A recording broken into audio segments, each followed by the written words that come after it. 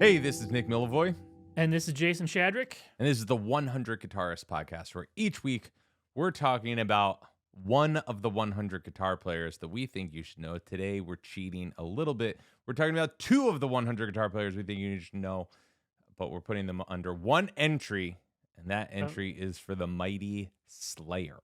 Probably the most brutal band we will cover in this whole exploration. I mean, And they're the most brutal band, they're the most brutal band, right? Yeah. And we have a guest joining us today. Tell us who I about think, our guest. Who I think is, he combines the worlds of animation, comedy, and shred guitar. We have Brendon Small, creator of Metalocalypse, founder of Death Clock. Maybe home movies fans out there who can check it out. But when this came on the old docket, when I saw Slayer coming up, I knew you and I would need some help with the heavy lifting. And so Brendon kindly, in between tour dates, jumped on a call with us to talk to us about the mighty Slayer and how his life was irreparably changed by Slayer as a young kid. The way this went down is we're talking about, all right, who do we want to get for Slayer? And you say Brendon Small, let me text him. And I say, hold on a second. You can text Brendon Small? He accepts my texts. And thankfully he responded. It was years ago. This might have been 10 years ago. I think it wasn't MySpace. I think I might have just DM'd him on Twitter one day. Mm-hmm. And he wrote some lessons for us back in the day. And we've just kind of been in touch ever since. So, how cool! I am a big Metalocalypse fan and a big home movies fan, so this was very exciting for me. This was so great. This was so great. So, but first, if you want to get at us, you can email us at 100guitarists@premierguitar.com. You can call or text at 319-423-9734. Let us know your favorite Slayer jams and what kind of nightmares the album art on various Slayer albums has given you, maybe. But first, we want to also say thanks to EMG, who is sponsoring this episode. EMG pickups have been made in California since 1976, where Rob Turner invented active pickup technology. That's a big deal in a lot of the guitar universe, the invention of active pickup technology. Active pickups offer low noise benefits consistent across stage and studio, and EMG pickups are used by artists such as Metallica, David Gilmour, Prince, Steve Lukather, Living Colour, Judas Priest, Zakk Wylde, Les Claypool, and the members of Slayer. That's right. Now, I know what you're thinking. You're like, I'm not good at soldering. No worries, because EMG's solderless wiring kit comes with new pickups that makes it easy to install yourself, and they have great customer support for their products. So thanks again to EMG. And if you head over there now and use the code EMG100, you will get 15% off at checkout. That's right. So before we jump into our interview with Brendon, we just want to remind you we would love it if you'd rate and review us wherever you listen to podcasts and drop us a little subscribe. That's right. A little click. Yeah, we love it. You got one in your pocket? Got one in your pocket, dish it out. All right, so here's our talk with Brendon Small. All right, today we have Brendon Small joining us. You might know Brendon from various historically accurate cartoon death metal bands, both virtual and in person. You might know him from the Boston stand-up scene from way back. You also might know him as the voice of your favorite pinball machine, as we've just realized. Between Foo Fighters, Metallica, the one with Scott Ian. Give me what's another one, Brendon? Aerosmith. There we go. Zeppelin. Yep. Yeah. So we are here. When we had to talk about Slayer, I had to summon the mighty Brendon Small to join us. So thank you, Brendon, for joining us today to talk about Slayer. Thanks. Listen, anytime somebody wants to talk about Slayer, I will just appear through a mist to have a conversation. There we go. I was hoping the smoke machine behind you would be a little more smoky. Yeah. It's broken. I'm trying to get it to work. I have people working on it right now. So, Slayer. So when it comes to Slayer, where do you even start, really? Because I was just talking to Nick before we started recording that I don't want to say I keep forgetting, but every time I like start to dip my nose into the Slayer universe, I forget that they have been around for so long. Yeah. You know, almost longer than I've been alive. They have been around, breaking necks and thrashing heads. So, when did you first become aware, Brendon, of Slayer, or have they always just been this ubiquitous force in your life? Well, I was a kid who kept looking at guitars and knowing that I was gonna have a relationship with one day. In fact, I bought a guitar when I was a kid. When I was, like, 11, I mowed lawns and I saved my money for a guitar, and it sat there, and I didn't know how to play it, and I didn't know how to get a guitar teacher or anything. But then I made a friend when I was 13, 14, and my friend when my family moved, I met a new friend. He said, "I play guitar." And I said, "That's impossible. I've got one. No one can play these things." And he said, "Come to my house. I'm gonna show you how to play guitar." And I came to his house after school. And not only did he show me how to play a couple of things on guitar, but he introduced me to the world of heavy metal that day. He introduced me Mm, to classic rock that I didn't know about. He showed me everything from, Yngwie Malmsteen to Blue Oyster Cult to Jethro Tull to Slayer to Iron Maiden to Metallica to everything that was happening. And this is all, and basically what happens is you kind of learn the record that just came out, especially when you're a teenager, when you're like 14 years old. And at that time, I think it was may have been Seasons in the Abyss or South of Heaven. South of Heaven, I think, just came out. So my buddy Renzo, who's a guitar guy who went to Berklee College of Music with me, who's my roommate, still good friends. He'll be in Mexico with me when Death Cock goes and plays the Mexico City Festival. He's That's my cool. guitar buddy, but he taught me everything. He showed me everything that I needed to know, and it was seriously one afternoon completely changed my life. I entered into the dark void of heavy metal and I never came back. mm, And we also, and then there was also comedy and all kinds of movies and stuff with that. But it was that afternoon that showed me the ultimate highlights and the things for me to get interested in for Slayer. And it was content plus heaviness plus just evil and macabre darkness, Satan, all those things. Those were the that's what he dangled in front of me when he introduced me to Slayer that day. So oh what was man. the guitar, and did he show you how to play a riff that day? He did show me. He had a Kramer, like, it was a Strat copy of a Kramer that he had, and And he had a what little, was your like he guitar? had, like, a little my guitar that I bought was for $84 at a Toys R Us, and it was like a guitar with a built-in speaker and, like, a Bigsby Uh-huh. style bridge and a smaller scale, and Mm, basically made of particle board or whatever, and, just total trash, but, he showed me how to tune it, and he showed me how to play basically a blues shuffle, like, just 1 to 6, and dun, dun, dun, dun, dun, just staying in 1 key on the low E, and I could do it. He taught me what muting was, and I could just move these 2 fingers, and then he showed me a power chord, and I can move that all around.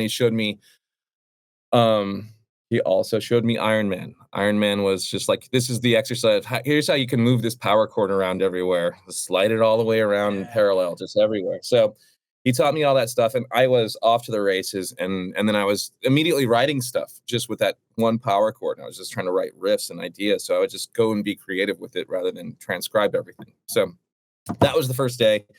And then, he's taught me who all these, instrumental guitarists were. Of course, I'd fall in love with Joe Satriani. He bought me Surfing with the Alien, and that was just like a life changer. All those dreamy melodies and all that writing and all that shred and all that stuff. And then, there's so much going on guitar all the time that we were just observing everyone from Jeff Beck to Yngwie, all that stuff.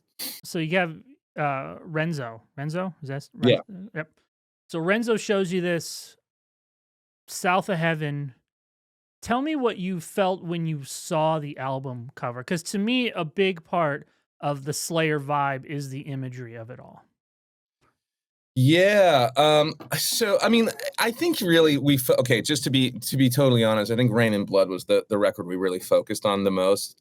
And to me, it's like you look at it, it looks like some kind of Bruegel or some kind of like medieval painting about like what's going to happen when Satan comes to Earth and kills everybody, or a plague Right. amongst plagues of plagues. And it's basically every single album cover looks like something conjures up a nightmarish image of end of times in some way, right? And that Mhm. is kind of true on most of their album covers. I'm looking at a lot of them right now. But I love the I'd first say album let's say, cover. It's so yeah, ridiculous well, and out of character, kind of, with the rest of well, there's yeah, I mean, you've got Show No Mercy, which is, a guy dressed as some kind of a demon holding a sword Yeah. with a pentagram of swords that spells out Slayer. Rain and Blood, though, I think has got like everything kind of perfectly comes together, and this is their third or fourth Third record, I record. think. Yeah. Third Yeah, full length, and they've yeah. got Rick Rubin on this one too, and they're just focused, and they have just kind of sunk into the darkness a little bit more, and their riff writing has gotten into what I would call the Slayer kind of the quintessential Slayer sounds, which is usually chromatic descending minor chords, and that's usually the sound, and usually something that would hurt your arm to play it. In order to play Slayer songs, your muscles must be conditioned. You have to sit and kind of play downstrokes for a very, very long time. Get that little muscle right in your shoulder, right there, the one that hurts. Get control of it somehow. And yeah, but I'd say like the first song that I heard was definitely Angel of Death. And Mhm. that was like something that Renzo was like, listen to this and check it out. And we read the lyrics along with it. And it's, of course, like topically the story of, a terrible person, who did medical experiments on people in the Holocaust. So everything about this was just like the most awful nightmare scenario all combined into one thing. It's like like a horror movie, like Terrifier 2 or something like that, but in a song form, and that's kind of like I guess you'd say that's the attraction. It's like these little scary moments that are just meant to live inside of your nightmares. And that's when you're a teenager and you're kind of basically you've got nothing, you've got no money, you've got no power. All you have is the music that you're listening to and the choices that you can make, and that's the only rebellion you can have is listening to Slayer, really.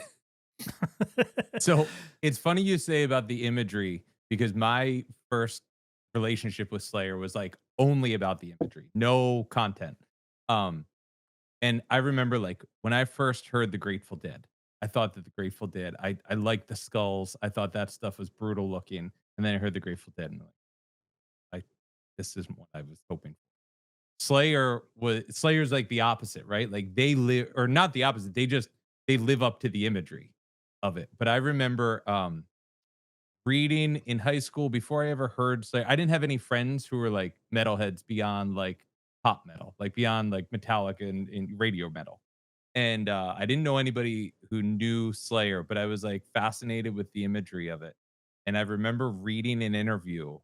I think it was with Kerry, but with one of them, and they were talking about Journey in like positive terms, and I was like, no way, these guys, they just have brutal imagery. They're not going to live up to this. And I didn't buy a Slayer CD because I thought this is going to be like the Grateful Dead all over again. And then years later, I finally heard Slayer and was like, no, this is exactly what I wanted Slayer to sound like.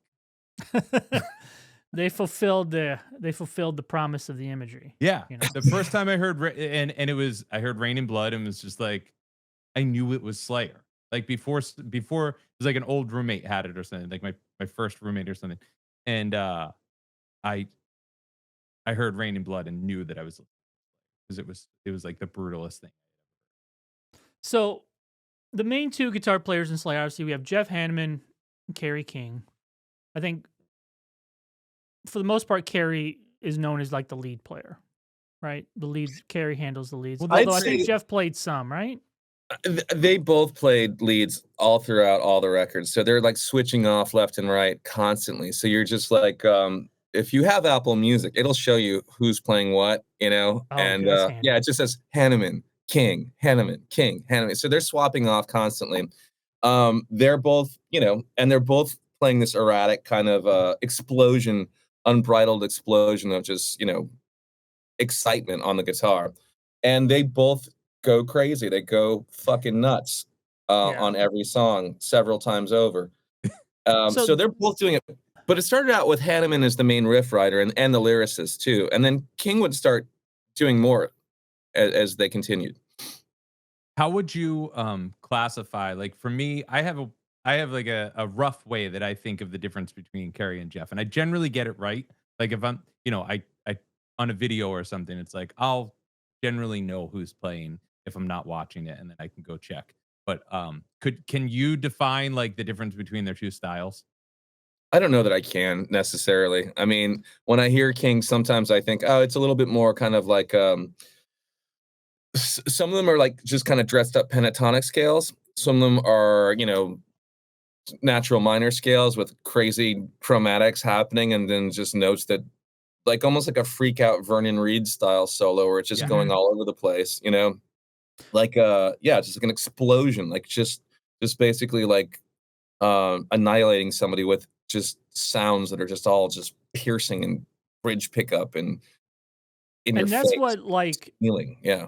among, like, the thrash metal of the era, those big 4 bands, it seemed to me that Kerry and Jeff, as much as I appreciated their raw energy in their lead stuff, I always appreciated it as, like, a sound and an approach as a whole. I've never heard, like, a lead, like, where I'd be like, "Oh, I need to go learn that lick."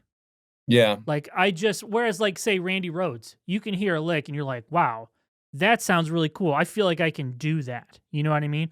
But they're so, like you said, this kind of freak out chromatic, there's flashes of little harmonic minor this in there, but it's just like, Yeah. I'm just gonna explode on the guitar here for this Yeah. lead, and, like, Yeah. you can't And you know double It's the what? track energy those. thing. Yes, it's the It's less energy about thing. Absolutely. precision and like emulating it isn't about playing the notes. It's about getting the energy right, and the energy is like way the primary focus. If they were to clean any of that shit up, like an Yngwie Malmsteen style thing or a Dimebag or anybody, I don't think you'd get the same result. I think No. it needs to be that squirrely, erratic, just like just it's like a knife fight, but on guitar, you Yeah. know? It's And almost like oh, go ahead. yeah, I was gonna say, I think I think about that too. There's so many great guitar players out there that have so much personality, and the personality is in the explosion. Yeah. I think even like bands like Soundgarden or Kim Thale, I think he's such a squirrely, personalized approach. If you were to clean any of that stuff up, if you were to put somebody else in that band, it would not be the same thing. It needs that kind of it needs that personality to drive it Yeah, forward. And I think that's what King and Hanneman have in Slayer.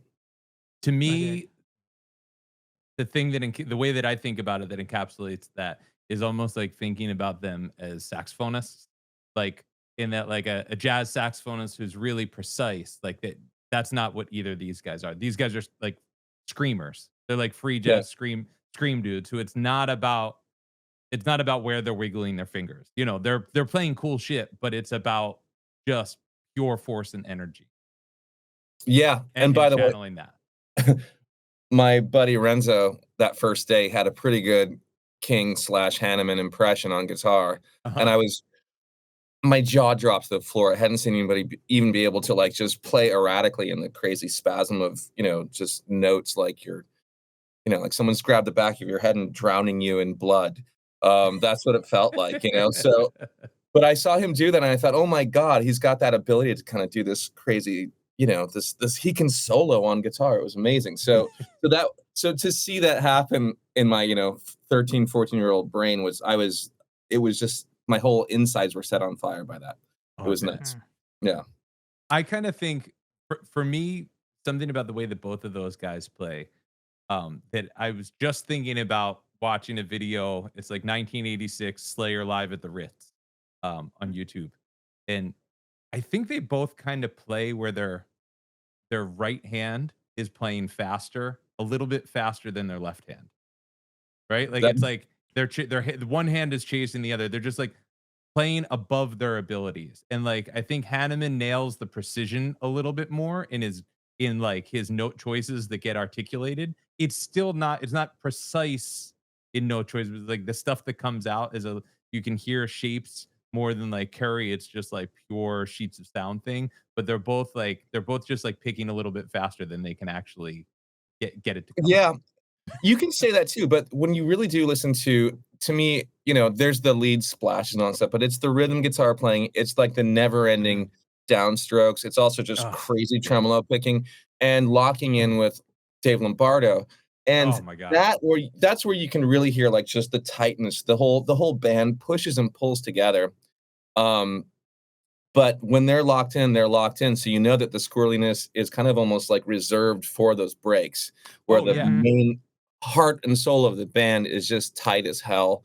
And it sounds like Slayer. From the first record to the absolute last record, they're kind of like AC/DC. They will always sound like Slayer no matter Yeah. what, you know?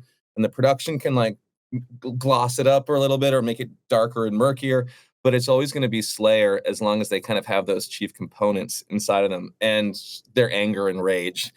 And it's amazing to track their entire discography to find how angry they still are like 20 years later, 30 years later, how infuriated they completely are about the state of being, I suppose. Yeah. Yeah. So, have you ever had a chance to see them live? Oh yeah. Yeah. So, your first time seeing them live, what was the visceral experience after hearing them on record?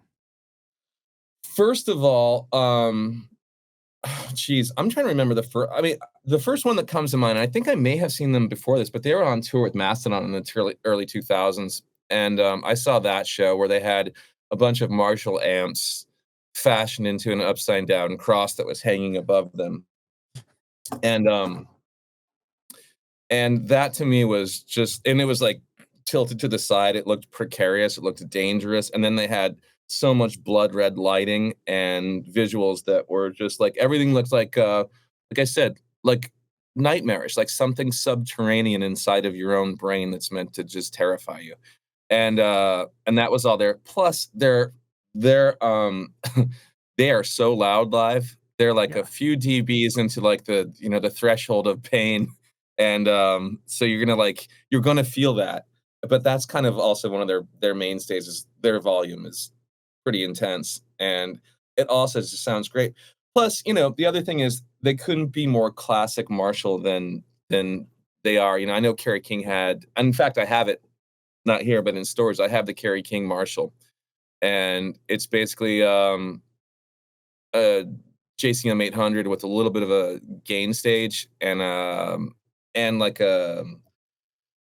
some kind of like a what do you call it? Threshold, some kind of gate on it, so Mhm. you can kind of put your starts and stops in there. But it's kind of got a frown EQ curve, but that scratchy Marshall that's just everywhere, that is so present live, and it's just their sound is so consistent Yeah. live. It's just really loud, really intense, and that's what I noticed. The visuals, the intensity, and, like, the hypnosis that falls over the audience during their set.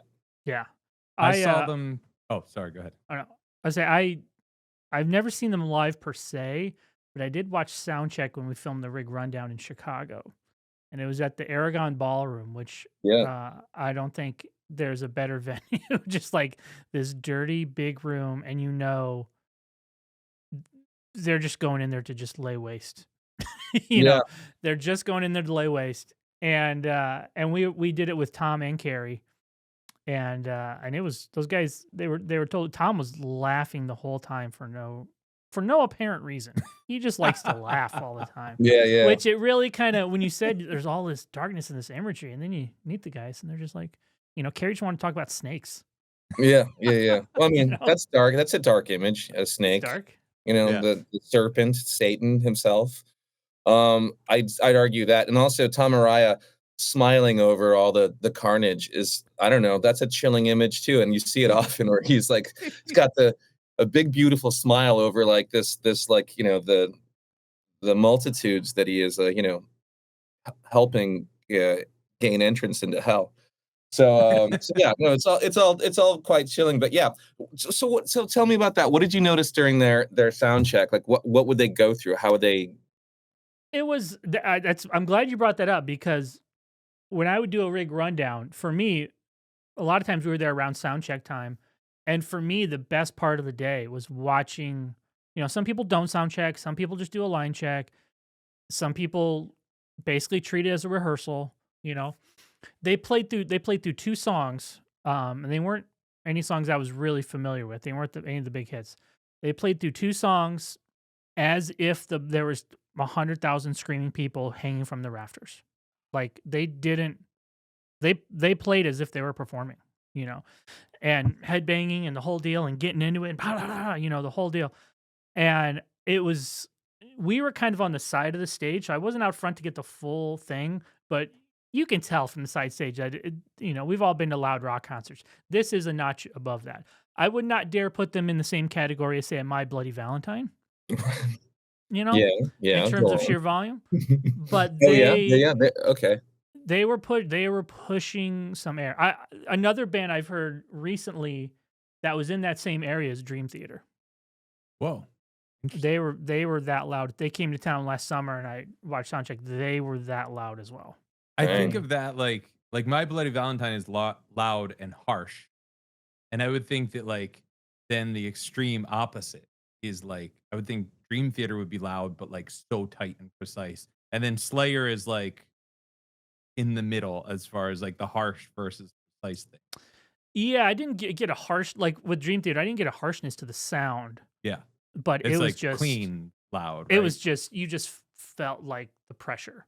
It's just that kind of thing. I wouldn't want to watch through a whole set without earplugs. Either one of those bands. Yeah, of course. Yeah, I saw Slayer in 2019. It was the farewell tour, and one of the things that shocked me, I don't remember being like particularly shocked at how loud it was because like it was, it was living up to my expectations of them being, from hell, and but the thing that struck me was how much fire was involved and how hot that fire was. Like I was halfway back in the amphitheater here in Camden, and it's like a big shed, and we were, I don't know, a couple hundred feet from the stage, I guess, at that point, and it was like I could feel the heat coming off the stage, and just thinking about like what that must be like to be actually up there performing with these like pillars of fire. That's the sickest. Yeah, you feel that heat just kind of like just surf across the room. It just like pushes all the way out, and it's scary, especially when you're indoors. Yeah. Do you use pyro in a Death Clock show? No, our whole show is basically completely animated. So that's the one thing that we do is like we're these dark figures on stage. And then also, I'm a practical person. I'm the one that like puts up the risk for the Death Clock show. So I'm always going, do I want to set $10,000 on fire or don't I? Yeah. Literally. Can I use that in kind of way in production that I can, not have to burn through it every single time. So I'm always asking those kinds of questions. And also, could I use that money for more animation? Could I use this for that? So I'm always asking those kinds of questions. Plus, our show is mainly a light show, though. Like pyro is the most awesome thing in the world. It's just, once you start doing it, I don't know if you can stop doing it. I talked to Mastodon, and they were like on the Mastodon Gojira tour, and they had so much cool stuff. They had pyro, they had all these cannons that were shooting all the clouds and all that stuff. And then the question is, where do you go from there? If your audience starts to come to accept it, the only answer is the Unplugged tour, and then I don't know, kind of diminishes the power of a heavy metal band. But yeah, I would love to see an Unplugged tour with pyro, though. That would be pretty cool. I mean, come on. Yeah, like a Steve Martin's bluegrass tour with pyro. That would be pretty badass. Dude, nothing like a G run to get some pyro going. So going back to that sound check. Yeah. Did you check out his amp settings and what his stage volume was? Was he like a guy on six kind of a dude? Yeah, I mean, geez, this was probably 13 years ago. Yeah. Thankfully, Brendon. Yeah. You can watch it all on YouTube. The archives. Get all the details, right? Absolutely. So I can't speak to what his amp settings are off the top of my head, but he was very open with everything. I know some people like be cagey and squirrely about that. Yeah. It's hard for people to believe that even in this day and age, people will be cagey and squirrely about their amp settings. Protective, yeah. But it wasn't anything unexpected, I didn't think. I think your frowny face was probably apt. Yeah. But the stage volume, they weren't on ears. They had all wedges. Yeah. Maybe the drummer could have been on ears. I feel like if there's one cat in the band who's on ears, it's probably the drummer. So at that time, Lombardo wasn't back yet, right? This was, hold please. Well, you're holding. I want to talk about Dave Lombardo because it was Lombardo. It was Lombardo. Okay, Lombardo. So Lombardo's back. By the way, like the last show I saw before the pandemic was the Mr. Bungle show with Scott Ian, Dave Lombardo, and the rest of the Bungle guys, Trey and the rest, and Mike Patton and everybody. And that show was one of the most amazing shows. It's Bungle's most recent record. It's the one with the bunny on the front, the Raging Wrath of the Easter Bunny. I think that's what it's called. And it is an unearthed demo from 1986 that Mr. Bungle made and then decided to produce and perform live for the first time in, almost 40 years. The record itself, I think, it's like one of the greatest thrash metal bands that never was, but I love that record. I think it sounds so cool, and it's Scotty, and it's got all these elements of Metallica, of Slayer, of this Bay Area, because they're all Bay Area dudes or nearby or north of. And getting Lombardo and that sound, his kick, those rolling kicks that he has, just that woofiness that's kind of old school and still in there, instead of like the typewriter kind of, martial arts punch sound of the kick drum. That sound of the personality that comes out of the drum kit from Dave Lombardo is it's like Kerry King or Jeff Hanneman. It's whatever it is personalized, and it is specific to Dave Lombardo, and his sound is part of the sound of thrash as we know it because of Slayer and what he did afterwards. Yeah. But that record, if you haven't checked it out, there's so much Slayer inside of it, and it comes from a place of so much heavy metal love, and it also sounds like it was written by teenagers, which is fucking awesome. But check out the Raging Wrath of the parenthetically inside of the Slayer conversation, because I think it all kind of adds together in the big pool of what was happening in thrash metal in the Bay Area and I guess America in the early 80s. So to wrap up here, Brendon, I gave you a little bit of homework. I want to frame this by, everybody has Slayer's entire discography in their pocket right now. They can access it anytime. If you were to give me 3 tracks that stick out to you as quintessential Slayer tracks that we could go after listening to this podcast and do some homework. And, if you feel like you want to include a hit, include one. But I'm going to act like this audience needs to know the hits, plus maybe something that they didn't expect. Gotcha. So if you're ready, I'll start with what I already said. I think it's really important to start with Angel of Death. I think Angel of Death has, first of all, it's fast as hell. It's got all that stop time stuff that is quintessential Slayer. Just those hits where it's one guitar on the left and then another guitar doing the hits on the right or vice versa, and the band playing together, and then Tom Araya screaming, fast lyrics, shouting over the band. The nature of the lyrics are dark and horrible. Like I said, it's horrible, bad Nazis being spoken about like they're the angel of death. And that's what they're talking about. So all that terrible shit is happening. The nightmare, just the tapestry of just demonic, horrible shit. So basically, their topics are Satan and murder. That's the two things. If they're like 2 writing categories, murder and Satan, and they come together in Angel of Death, which is why it's the most quintessential song. Plus, you've got all these crazy, dive bombs and crazy squealy guitar leads by King and Hanneman. Tom Araya's voice sounds awesome. Can I just point out while we're talking about Angel of Death, just that first scream from Tom Araya, like it doesn't sound like a voice. Yeah, it sounds like some other thing, right? It sounds like basically your own, like the point of view of whoever is listening, cascading towards hell into a pit of fire. That's what it sounds like. You've been thrown off a ledge, and there's Beelzebub and all the other demons there waiting for you with their pitchforks. So there's that. So Angel of Death that's the fast song. So all right, 1 second. When you talk about fast song, you playing a death metal band, you're finally attuned to tempo. This is a fun game.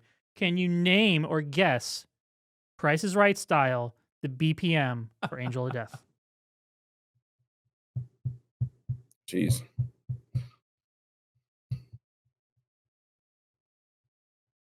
I don't even know. I think it's probably in like, if it's that fast, it's all quarter notes, right? So it's, Yeah, we're talking quarter notes, beats per minute. Nick, you want in on this? What do you think? I got to guess. I'm going to say 190. Okay. Do you think it's faster or slower than that, Brendon?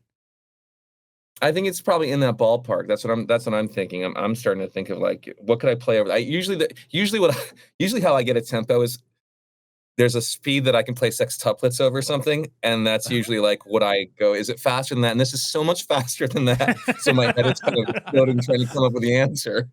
So it's got to be like way above like 130 to like 200 basically. So it's got to be on the higher end. So I'd say you may be right. So you tell me, what's the answer? 210. Oh, 210. 210. fast. They're 210. cooking. That's one of their fastest songs, I think. One of their fastest It really songs. is. And by the way, so this record comes out. They've got a couple records beforehand, and they definitely sound like, they sound like what they are, which is basically dudes who listened to like, who are kind of Metallica and Slayer were always kind of racing to see who's going to be the fastest and who's going to be the heaviest. And Slayer made this song, and then the conversation was over because it's so much more evil than anything Metallica did. Even though Metallica's got really cool dark evil stuff in it, from like Creeping Death, which is more songs about the Bible, another place where people go for inspiration in heavy metal. But yeah, it's so fast. It's such a scary, great song. I remember it was a song that like before football games you'd listen to, kind of a thing, and then you'd go out on the field. You're ready to run through a brick wall. Yeah, you're ready to jump off the cliff into the pit of hell. Yeah, that's right. You don't want to play the team that's listening to Slayer as their pregame music. All right, number 2, Brendon. We got okay. So this is like the other side of it. I would say this is like the next record, basically, where they kind of said, "Look, we've proven how fast we're going to be. That we're proven how fast we can be. Now we're just going to go for just creating a mood of horribleness, of just desolate doom and macabre terribleness." And that's why South of Heaven is the second one. So the song South of Heaven is slower, and it's got that chromatic thing, that descending chromatic thing that just, to me, is like the sound of madness. It kind of is like, just even from classical composers to this, from when Wagner does it to Berlioz to Slayer, that horrible, to like film scores, to like John Barry and The Black Hole, just evil descending chromatic minor chords, basically, just that simple. So South of Heaven is like one of the most evil songs, even though it's not fast. So that's they're both in the same era, but there's a reason that those are classic records. Yeah. If you haven't checked them out, you have to. I do dig the Judas Priest cover off that record too. Yeah. Dissident Aggressor. That's a good jam. Here's my stuff. Here it is. Okay. So this is like, so Slayer keeps on being Slayer and keeps on being evil no matter what's happening in music, no matter what's happening in grunge and heavy metal and all that stuff. They are still Slayer throughout the 90s. And then something happens where they're even more angry than they've ever been in their lives. And there's a record that's called God Hates Us All. And it's from 2001. In fact, it comes out on 9/11/2001. And it's all, it is so furious. It's so furious about religion. It is so pissed off. And there are a few songs on it that I would pick to be like my third song, but I'm going to pick the song. It's between Disciple and New Faith, but I'm going to say New Faith. New Faith is, it's so pissed off. It is so pissed off. These songs are so, and I think Kerry King wrote a lot of the lyrics on this one too. So, yep. So he, God Hates Us All is what it's called. It comes out on 9/11, and the song New Faith, there's a line in it where there's a breakdown where Tom Araya screams, "I keep my Bible in a pool of blood so that none of its lies can affect me." I keep the Bible in a pool of blood. Yeah. So it's just like, it just screams that out somewhere in the middle. And by the way, this has got like Tom Araya, he's usually shouting something almost kind of, almost like percussion on top, you know, almost like rapping on top of this stuff, but a scream. In this case, he's got this kind of this lilt, this kind of chromatic lilt that he's doing in the main vocal that is really, really interesting and really drives the song and kind of kicks it up to a new Slayer that I hadn't heard before. It's a really awesome song. It is so evil. It is so menacing and again, dark and macabre, and also just non-stopping downstrokes, never-ending downstrokes, the kind that hurt your entire right side of your body if you're right-handed playing And I guitar. The think kind of stuff that I need to take, like, I'm gonna go do a show. I just did a show, but I still need to muscle condition for the rest of this week, which is just like never-ending downstrokes that just don't let up. So when I hear this stuff, I know the muscle work that goes into it. And you have to condition your muscles so that you can do that stuff live. But that's all over God Hates Us All, but the song is New Faith.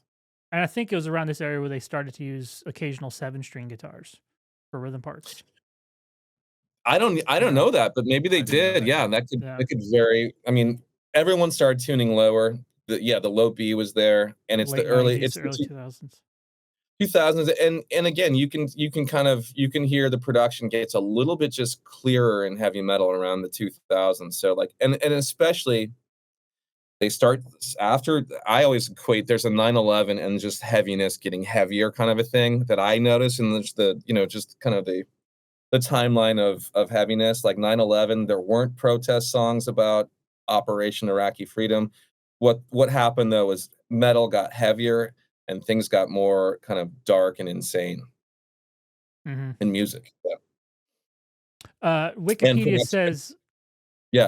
yeah. says that Scarstruck and Here Comes the Pain were the first songs that Slayer used 7-string guitars on. All right, I got to check that out now. Okay. So now, if But yeah, Wikipedia I'd is one say to believe, if you really want to if you really want to just understand Slayer, you're going to hear Slayer from the first record to the last record, you know? Yeah. But you're going to hear like how they've carved out their sounds from Show No Mercy to becoming a band that sounds like, you know, they could be, you know, you hear Tom Araya's voice, so you can hear the specificity of him, but their riff work gets so much more specific in Rain and Blood and continues in that just, again, downward trajectory of evil and just fucked up moods. Yeah. all right. Well, I feel like Brendon, I feel like we processed our feelings. We got through our whole I always judge kind of the success of one of these episodes is like after all the prep I've done to do this, if I still want to go back and listen to whoever we're talking about, I feel like we did a good job. And I'm immediately going to go to the Slayer record, Brendon, and hit. That's the one track you mentioned that I was not familiar with. Yeah. So I'm going to go to that and check that out. Check it out. I think it's a really nice surprise. I've been talking about this record forever because it is a blip of just extra rage and evil inside of an otherwise like pretty rageful, evil, you know, catalog. Right. I But feel this like one the is sound good. of that record stands out for me too. It's like it's a modern, I don't want to say a cleaner or tighter sound, but it's like, I don't know, it's sort of more confrontational because of how upfront it is. Well, you know, I have a friend who worked on Metalocalypse, Mark Brooks, whose buddy worked with Rick Rubin. So I would hear little bits and pieces about when they would go into the studio. And one thing I heard was that they just wanted the sound right. They wouldn't care about the levels or anything. Everything would be in the red. The guitars would be in the red. The mics just pressed onto the grill in the red, and it just sounds like that's like Rick Rubin stuff too, where it's just if you feel it in the studio, screw the meters, listen with your ears, and check out, and you know, and get that right sound and commit it to tape as soon as possible, because there's just an extra like either tape distortion or something that happens when you start pushing your evil Marshalls into the red. All right. So, Brendon, what do you have? You mentioned you have you got playing Mexico City this week, but what else you have coming up the end of this year and the first part of next year? Yeah, we got a lot of stuff that we're going to announce for next year. We came back a year ago and put out a movie, Metalocalypse, Army of the Doomstar. We put out, I did like an orchestral score for that stuff. That's also out. The soundtrack is available. And Death Album 4, which came out a year ago. So we went out on tour with Baby Metal, and did a whole US tour co-headlining. Then we did another tour earlier this spring with Dragon Force and Necrogoblicon that was really fun and super successful. And so we just did the Headbangers Boat. We're about to do a festival in Mexico City at the end of this week. And next year, so far, what we've announced is Sick New World, where we're on a show with Metallica, Meshuggah, Mastodon, all the M bands, and many more. But yeah, it's just a really crazy in Las Vegas. So we'll be announcing some other things, but we're definitely doing a lot of playing and a lot of live playing. And the band I'm playing with is outstanding. You mentioned Neely Brosh, you know, she's amazing, and she just like, we do a lot of guitar playing throughout the night. There's a lot of guitar to be played throughout the night, and then I got to go hunch over the vocals and do all the crazy death metal stuff. All right, so that was our interview with Brendon Small, and boy, anytime we do one of these, we bring in somebody like that who is such an authority, it makes me want to go back and listen to even more Slayer. And I think maybe tomorrow, as I go take my daughter to 7th grade, we might throw on some Rain and Blood. See how she responds. Yeah, see how that one goes in the carpool. It'll be like Frozen, Wicked, Slayer. Yeah, Brendon definitely understood the assignment to get us pumped up about Slayer, and hopefully gets you pumped up about Slayer as well. All right, don't forget to get at us at 100guitarist at premierguitar.com. You can text us or call at 319-423-9734. Make sure to rate and review, leave a like, leave a comment, hit a subscribe button, anything like that. All that helps out the pod. And also, if you have a friend who might be on the fence about Slayer, send them this pod. Just send them a link. Say, hey, check this out. Then afterwards, let's go run through a brick wall. And once when you start putting together your new rig for your Slayer tribute band, head over to EMG's website, enter the code EMG100, get 15% off at checkout, get your EMG pickups. You'll be in. That's all you need. All right, we did it, Nick. We got through it. No clue who's going to be next week, but I'm sure it'll be amazing per usual. And we'll see everybody next week. See you next week.